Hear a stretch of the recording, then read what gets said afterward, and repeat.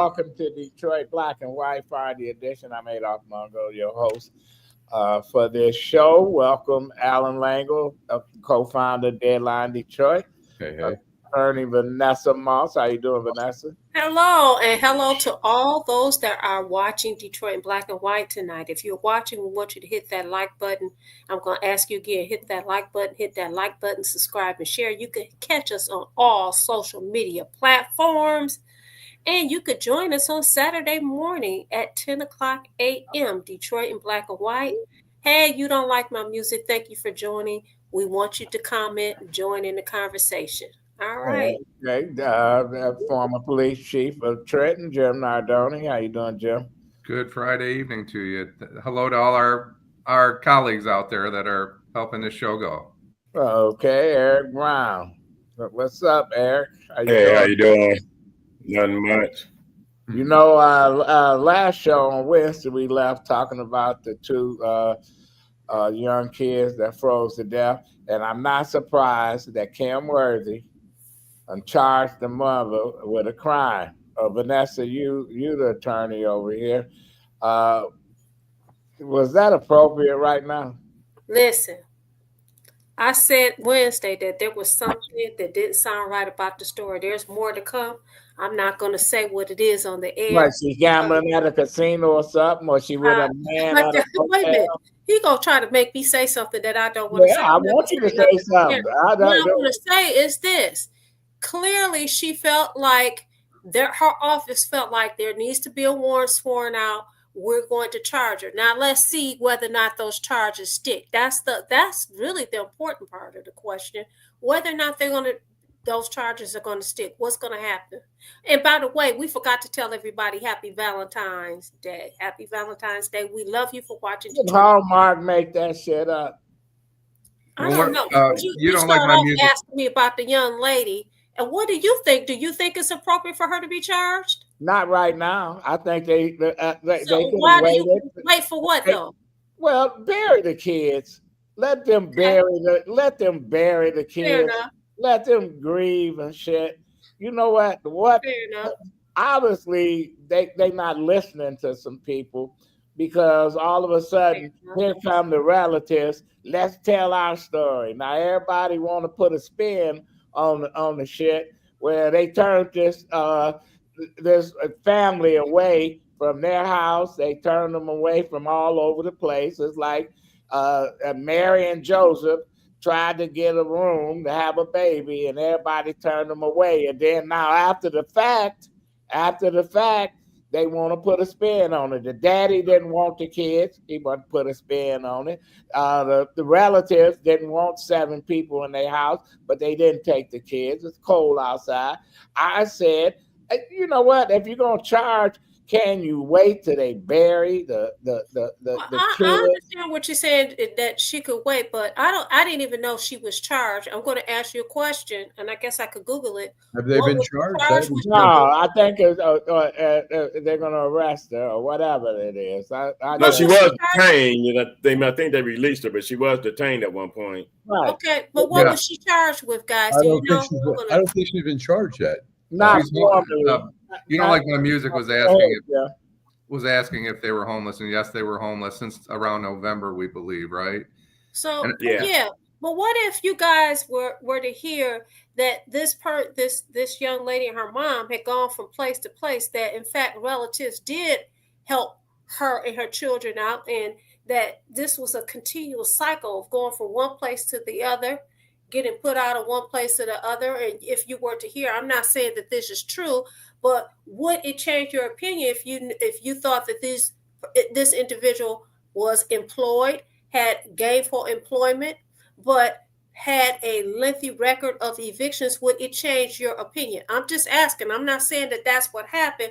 I'm asking you, would it change how you look at it? It's sad that those kids passed away. How you look at her is my question. How you look at her and her mother. Go ahead, I'm just asking. I don't know. Answer that, Allan. Can you answer that? You know what? I think we have to really look at all the facts. It comes down to negligence. Was she negligent? Was she trying to do her best under dire circumstances, or was she just negligent and irresponsible. And I mean, the state sets up laws to protect children from parents who are negligent and irresponsible. Families fall on hard times, and families stay together. Look, there are homeless families in shelters all around the country. And some people just fall on hard times, and they try their best. But I don't know enough about the case and the woman's life. I think they're going to dig into it and figure out whether they're going to file charges against her or not. Yeah. And if you said if she was in the casino gambling, if she was gambling, I look at it as if that was the case, maybe there is an addiction issue. Maybe we have no proof of any of that. Would you say don't give you that, Jim? Or it could be just that they'll remove the children from her permanently if they find that she's not responsible as a parent. Eric, you chime in on this. Well, I think, there is still more to come out. Even the Detroit public school system said that the 9-year-old was registered in the school system at one point, but now the last registered location for school for the 9-year-olds E-course, and that child had not been to school.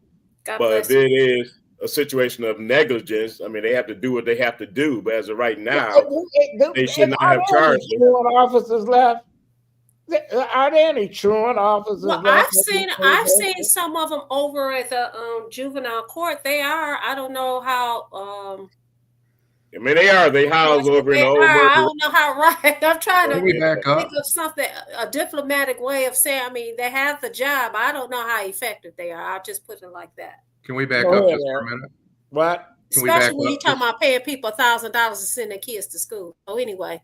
Can we back up just for a minute? I think Allan hit it right when he said it could be negligence. But when we start talking about all the speculation, we're being unfair to the whole system. And we say I have to believe that if she was in a casino, like some people may be speculating, that she casino took her kids with her. Everything is on videotape at every casino. I have to believe that would be out by now, and right. Somebody would have said that. I have to believe that, and I think when we start saying all these kind of things, no matter who it is, when it's in the public, whether it's the press, there is no indicator that she's done anything.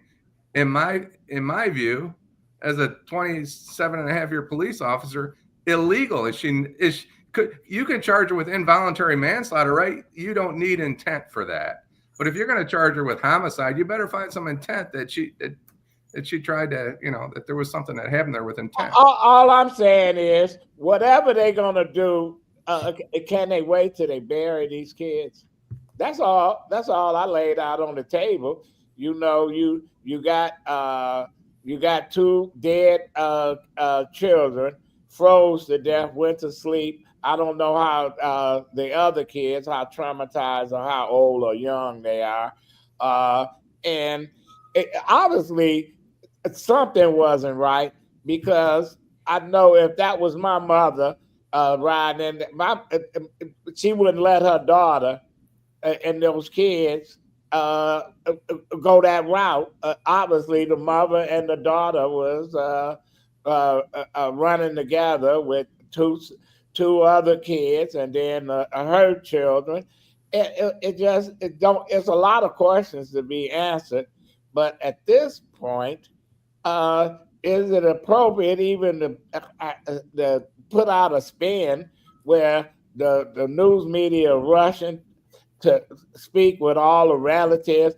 Here's the real story. Channel 2, here's the real story with the daddy. Channel 7, here's the real story with the aunts. Channel 4, here's the real story. Fuck the real story. Right now, we trying to find out why her calls went unanswered by the city. Allan. Yeah, no, I agree. I mean, I think we have to find out more about it. Like in the end, ultimately, look, it's just bad luck, failure of the system, her failure at some point, or she could. I mean, look, we have laws to protect children who are really helpless, and we all know people who probably should not be parents And I'm not saying this is the case, but there are cases out there where people aren't capable of caring. They're either narcissists, they're irresponsible, they have mental health. Well, beware of saying that, Allan, because we got a president who got people that's working for him saying that they should be sterilizing folks like this. I'll tell you, that's a whole other story there. Yeah, Jim said that, we shouldn't be speculating. I don't think I was speculating at all. I was throwing things out for people to think about. Now, I said that I was not going to say on air what I have been told. The bottom line is this. At the end of the day, you have 2 innocent lives, right? 2 kids who were not responsible for being here, who are not here anymore. So whatever was going on with mom, grandmom, and uncles and aunties and relatives here or there, at the end of the day, 2 innocent lives are gone. And you're absolutely right. And I wasn't referring to you. I was talking about all the speculation out in the mainstream media that I've heard. And what I'm trying to say is, I don't think she wanted her kids to die. Absolutely. And homicide is an intent crime as an attorney. I don't know what happened. She may not, like Allan said, some people should not be responsible for children. We see that sometimes people have, I'm not making excuses for her, but we need to know what really happened. If she walked in there and spent, $1,500 on the roulette table, we're going to know about that. That's a whole different story. Well, the casino would have come out and said she was all in the casino, her and the mama, etc. We read stories all around the country where people have left their kids in the car and went in to play whatever, roulette, blackjack, etc. That left kids in below freezing temperatures where they froze to death, or 90, 100 degrees in the car. Yeah, we see that all the time, Allan. I was going to say, I don't think the casino would want to really promote that. I think, normally, and Jim, you talk about the videos being pulled. Oftentimes, they're pulling all video from all parts of the casino, the garage, outside the garage, other places.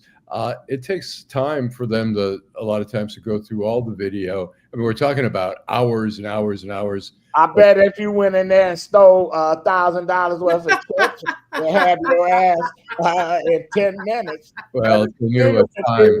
What the fucking casino want to do.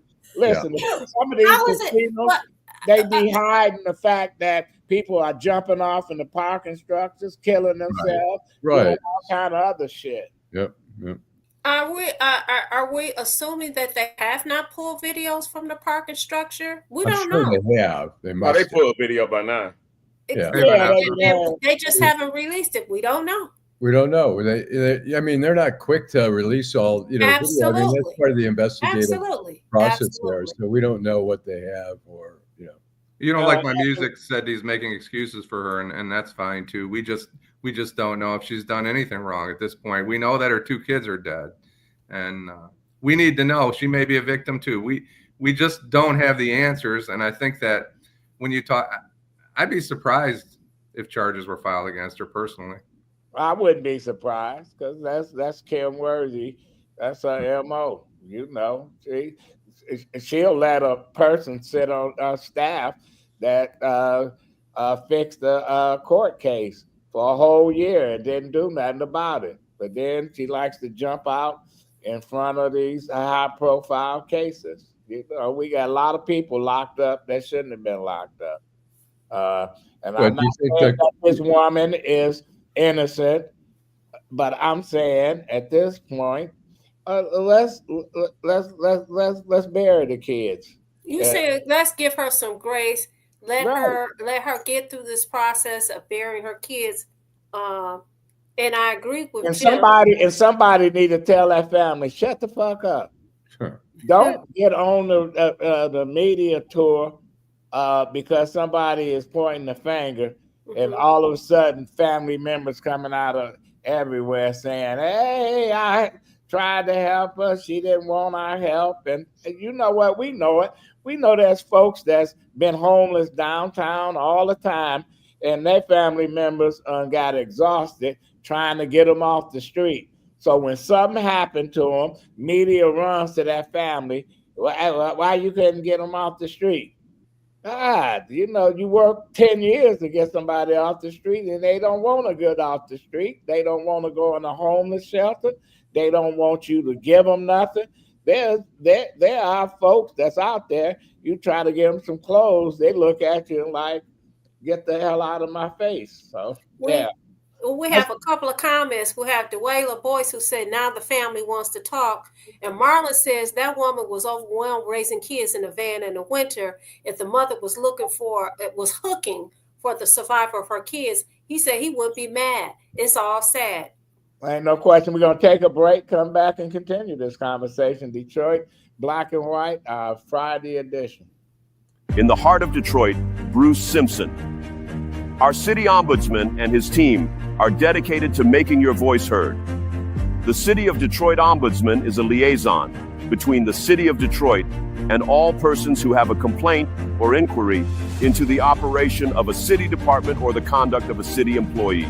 The Ombudsman works as an independent oversight to provide individuals with an opportunity of giving a confidential avenue to address complaints. You can reach the Ombudsman's office at 313-224-6000 or email us at ombudsmandetroitmi.gov. You can also visit us at the Coleman A. Young Municipal Center. For more information, go to www.detroitmi.gov and type in Ombudsman. We are here to help. In Detroit, we are all one team. When you win, we all win. Hi, I'm Eric Sabri, your Wayne County Treasurer. If you're living in a home of a deceased family member and you're facing property tax foreclosure, the probate process can be helpful to you. If you file a probate petition and notify our office, the foreclosure proceedings will be halted during the probate process. Contact us at 313-224-5990 or email us at taxinfo@waynecounty.com. We're here to help.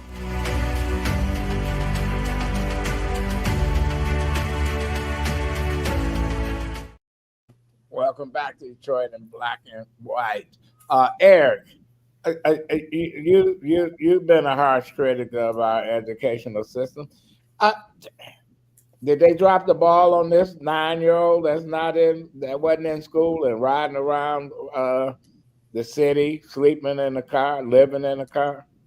Yeah, because if you have 10% of days missed, which is 18, that's when you are not going to move forward to the next grade, but that's when the truancy officers should be doing their job. And that speaks to E-Course High School or E-Course educational system not doing their job.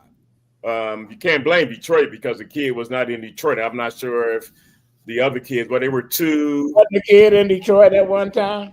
He was in Detroit at one time, but he's not in Detroit. He's not registered in Detroit right now. So you can't, this don't fall on Detroit at the present time. How many other kids you think that's in Detroit that's like this kid? And I want to ask. A lot. Yeah, Vanessa. Hygiene. Where are they taking a bath? Where are they going to the bathroom? Where are they brushing their teeth? If they're unhoused and they're living out of vans and cars, they go to the gas station. They go to the gas station. Look. Let me finish and stop interrupting me, sir. They can go to Tim Hortons or any of these little restaurants. Go in, slap something around on their face, and keep it moving. If they found them at the casino, they couldn't take the kids in the casino, but there are a lot of places where you could just go in, take a little. A little splash bath and keep it moving. Where you wash your clothes? If you don't have any money, laundromats. Yeah, they can, but just sometimes you don't. Well, then, what's the whole point of throwing some water on your face? Because you want your face clean. No, Jim. Jim, how do you handle a situation like that? I'm not sure. Go ahead. How you handle a situation like that? You say in a smaller city like Trenton, and you probably get people saying, "This van, a family van, came here several times, and you get a call, they've been here and they got all kids and look like they don't have any place to live.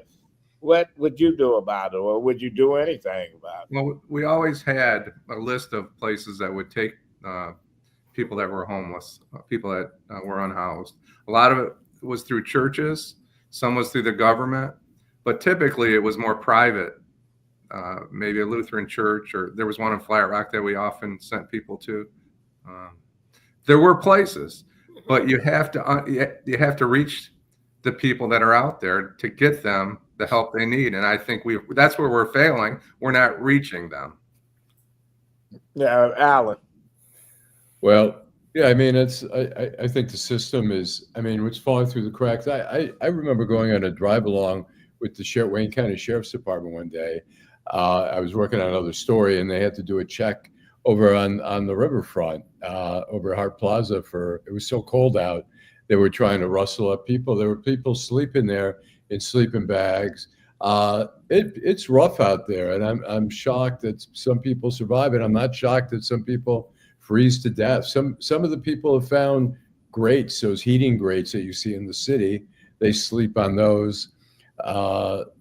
It's a struggle out there, and I think we have, as a society, these are the people falling through the cracks. We're obligated to try to make sure that they don't die, that they can, I propose to take 2 of the empty towers at the Renaissance Center and make it a homeless shelter.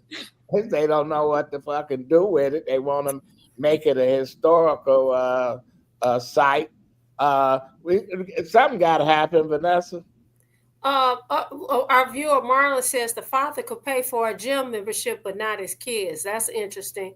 You don't like my music says homeless drug addicts are deterred from seeking help because they will be forced. Who said this woman is a drug addict? He's just talking about people that are homeless. He didn't say that she was. We got a lot of homeless vets that's been scarred in Vietnam and got no help, Iraq, Afghanistan, and they out there, and they self-medicate, and the VA system, the VA hospital is not addressing some of these ills. But when you got a family now, and I was in Phoenix for one winter, and I was amazed at how many homeless families that there are.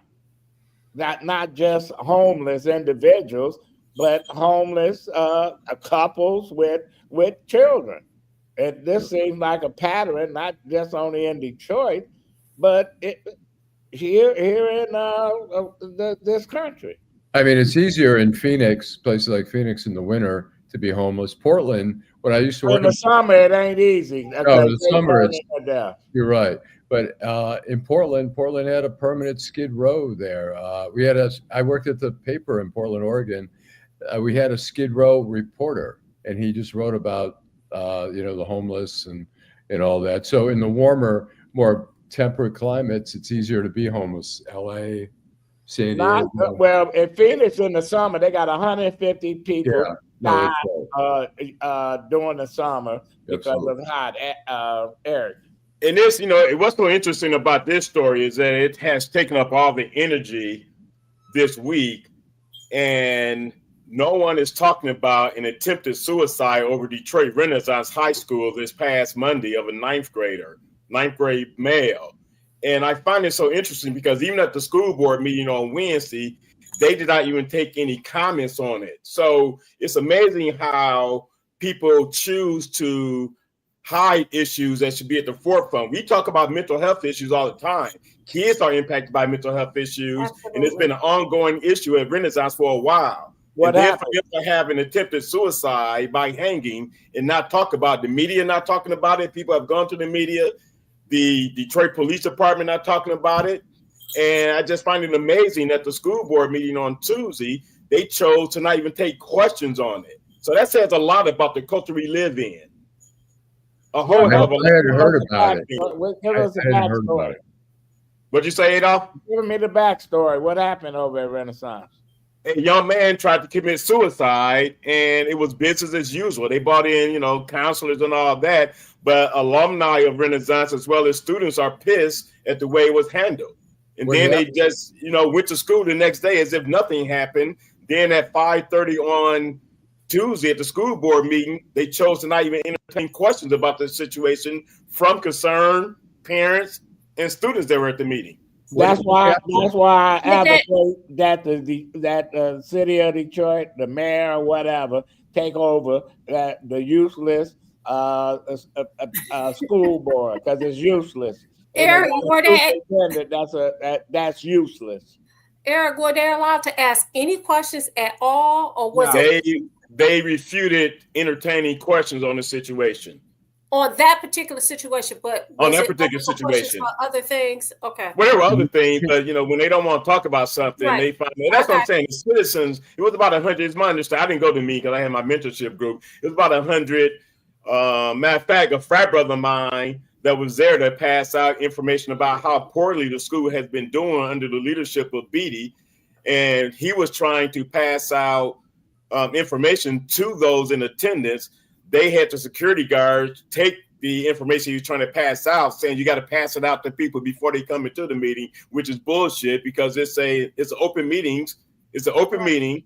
Based on the Open Meetings Act, you can pass out information. I mean, I presented before they didn't want the people in the meeting to know. They didn't want the people in the meeting to find out the truth. They didn't want them to find out. Right. Right. Eric, you know that once some of these people get elected to boards, they turn into fascists, Nazis, and everybody else. They don't want anybody to speak out. Eric, tell us what happened. We don't know what were the circumstances there? The circumstances is that you're talking about the meeting or the suicide attempt? The suicide. Well, some students found a young man in a bathroom that had tried to commit suicide. He survived. It was suicide by hanging, and the students have been very upset about it. Alumni has been upset about it. People went to the school board meeting to discuss it. They did not allow them to bring the subject up. They kept deferring it. And, these are type of things, and nothing is I just went online. Nothing is in the paper. Nothing is on the any of the 2, 4, 7, and 62. So that just shows me how they don't give a fuck about these kids in Detroit.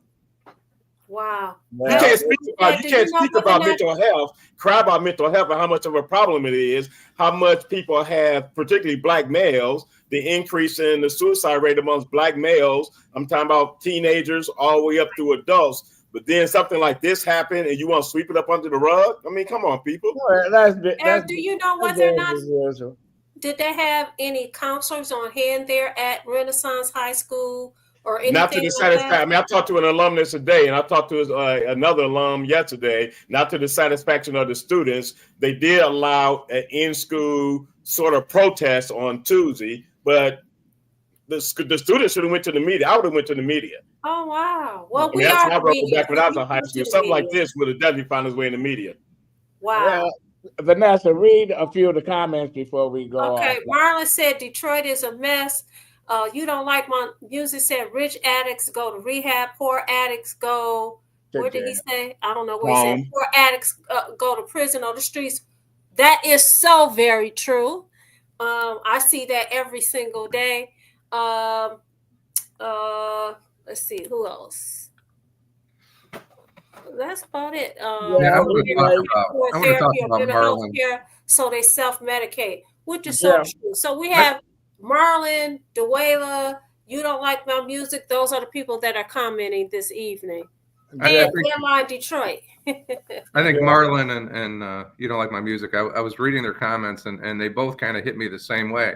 Should we care if a guy brings his bottle of Black Velvet into the shelter when it's 23 below zero? I think it's past that point that we need to be focused on whether the people are using drugs, whether they have a little dog with them. As long as they can be in a controlled environment, their lives are more important than their addiction. And why would we turn people away is the question. Because you got people that are always on a power trip. I call them the butter people. The head of the corrections years ago, a guy named Robert Brown told a story about he attended a dinner for all the wardens in the state of Michigan, and the prisoner served the food, cooked the food, and he said he asked for another piece of butter for his roll, and the guy said no.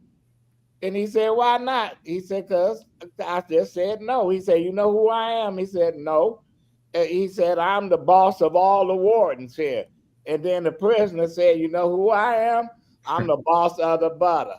You got the butter people that's controlling, you know what? You can't have a dog. You can't have this. You can't have that. And they listen. So that's what we're dealing with.